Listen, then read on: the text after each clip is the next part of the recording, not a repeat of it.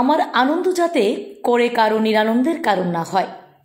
শান্তি সম্প্রীতি বজায় রেখে যেন সম্পন্ন হয় শারদ উৎসব। চাঁদা আদায়ে কোনো ধরনের জোর জবরদস্তি করা যাবে না। পুলিশ প্রশাসনের নজরে এলে কঠোর পদক্ষেপ গ্রহণ করা হবে। এমনই বার্তা দিতে আসন্ন শারদীয় দুর্গাপূজা উপলক্ষে বিলোনিয়া থানার উদ্যোগে অনুষ্ঠিত হয় এক বৈঠক। বুধবার সন্ধ্যা 6:30 নাগাদ এই বৈঠক অনুষ্ঠিত হয় বিলোনিয়া সার্কিট হাউসের কনফারেন্স হলে।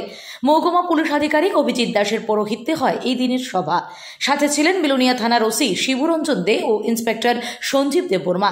এই দিনের বৈঠকটি হয় বিলোনিয়া থানা এলাকার প্রায় 33টি বিভিন্ন ক্লাব এবং সংস্থার প্রতিনিধিদের নিয়ে।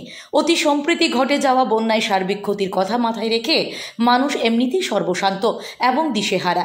পুজো করতে হলে কি কি শর্তাবলী মানতে হবে এবং বিভিন্ন বিষয় নিয়ে আলোচনা হয় এই দিনের আয়োজিত বৈঠকে। উপস্থিত ক্লাব ও সংস্থার প্রতিনিধিদের কাছ থেকে পুজোর বিষয় নিয়ে মতামত গ্রহণ করার পাশাপাশি আসন্ন দুর্গাপূজা যাতে শান্তিপূর্ণভাবে সম্পন্ন করার প্রস্তুতি গ্রহণ করেন ক্লাব ও সংস্থার কর্তৃপক্ষেরা, এই আহ্বান রাখেন মহকুমা পুলিশ আধিকারিক অভিজিৎ দাস।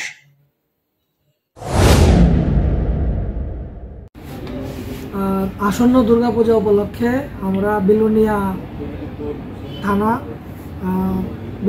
থানা এলাকা যে পূজা রয়েছে, পূজা কমিটি তাদের ক্লাব মেম্বারদের সঙ্গে সেক্রেটারি প্রেসিডেন্টদেরকে আমাদের আহ্বানে ওনারা এসেছেন এবং আমরা একটা সুন্দর মিটিং করেছি। বিভিন্ন বিষয় সম্পর্কে আলোচনা হয়েছে। এখানে পূজার বিভিন্ন শর্তাবলী কী কী অবলম্বন করতে হবে সেটাও আলোচনা হয়েছে এবং তাদের তরফ থেকেও কিছু সাজেশন দিয়েছে। সেই সাজেশনগুলি আমরা যাতে সম্পন্ন করতে পারে এবং শান্তিপূর্ণ থাকে সেই আশাই ব্যক্ত করছি। কতটা ক্লাব অংশগ্রহণ করছে এই মিটিংয়ে? 30-35 জন হবে। 30-35। Bureau report, S Bharat live 24 hours.